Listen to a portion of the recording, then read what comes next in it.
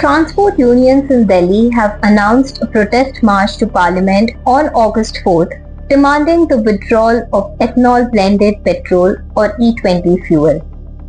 The protest has been called by the Delhi Taxi and Tourist Transporters and Tour Operators Association, along with other transport organizations.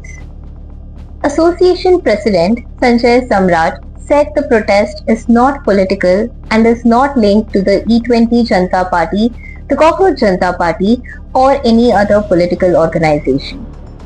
The transport bodies said they oppose the government's decision to make E20 petrol the only fuel option for consumers.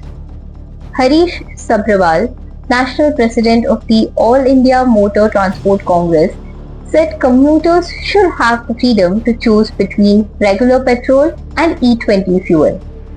Rajendra Kapoor, President of the All India Motor and Goods Transport Association, claimed E20 fuel was damaging vehicles and urged the government to make it optional instead of mandatory. The E20 fuel policy has sparked controversy in recent months over concerns about reduced mileage, possible engine wear and alleged conflicts of interest. The centre, however, has maintained that E20 fuel is safe for vehicles and said the ethanol blending program benefits farmers while reducing dependence on fossil fuels.